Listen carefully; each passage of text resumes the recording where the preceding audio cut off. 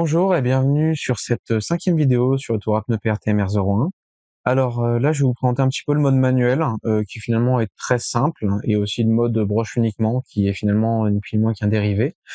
Alors le mode manuel, c'est un mode avec lequel tout simplement vous pouvez contrôler manuellement les 2 moteurs, enfin même les 3 moteurs du tour et faire à peu près ce que vous voulez avec l'outil, la vitesse du pneu, et cetera. Donc ça peut être pour des tests, pour corriger des trucs sur le pneu, des choses qui ne sont pas forcément dans les programmes ou quoi, voilà. Donc pour le mode manuel, donc vous allez tout simplement dedans, vous choisissez le type de profil, le tour va se calibrer automatiquement. Donc une fois la calibration faite, vous avez plusieurs menus. Très important, vous avez ici un timer de 5 minutes qui va justement éviter que vous laissiez le tour trop longtemps sans ne rien faire. Parce que ces moteurs-là, mine de rien, pour garder leur position, ils ont besoin d'un courant constant et ils continuent de chauffer. Donc si jamais vous les laissez tout l'après-midi ou toute la journée, les pièces en plastique, elles vont pas forcément aimer. Donc ce timer, il est là uniquement pour protéger votre d'une éventuelle surchauffe des moteurs dans le cas où vous oublieriez de faire quoi que ce soit. Après, dès que vous appuyez sur un bouton ou quoi, le timer de 5 minutes revient, ce qui fait que c'est pas vraiment une contrainte au final. Alors, pour déplacer les axes, vous avez donc le menu X qui vous permet de déplacer l'axe de l'outil. Donc l'outil, pour le rapprocher du pneu, vous appuyez sur le bouton de droite.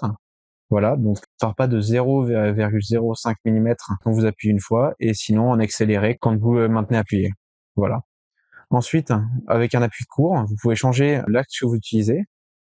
Le prochain axe, c'est l'axe Y, donc c'est le menu du chariot. Donc là, tout pareil, appui long pour avance rapide et appui court pour avancer un petit peu de 0,1 mm.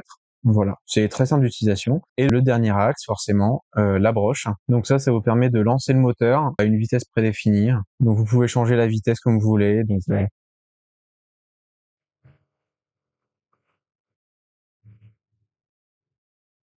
Donc de 5 en 5 avec aussi un mode accéléré aussi. Et en appuyant sur le bouton du milieu avec un appui court, vous pouvez justement changer de mode. À noter que pour sortir du menu, il vous faut faire un appui long pour revenir au menu principal. Si jamais vous avez fait un appui long par erreur, pas de souci, vous réappuyez juste sur manuel, profil, et si vous n'avez pas touché aux axes, appuyez juste sur non et vous revenez là où vous étiez. Voilà, ça évite les problèmes de devoir tout refaire une calibration et tout. Voilà. Donc ensuite, l'autre mode que je voulais vous présenter, qui est le mode broche seul. Donc ce mode-là, c'est tout pareil que le mode manuel, sauf que le tour ne demande pas de calibration, vu que les 2 moteurs sont inutiles, et il vous permet simplement de faire tourner la broche avec une vitesse que vous choisissez. Voilà, là c'est tout pareil, c'est juste la broche et appui long pour sortir du menu. Alors merci de m'avoir écouté pour cette 5e présentation. Donc la prochaine parlera donc du mode rainure, qui est un des plus compliqués à utiliser et qu'il faut savoir paramétrer, mais qui donne d'excellentes performances lorsque vous savez l'utiliser. Merci beaucoup et à la prochaine vidéo. Bro.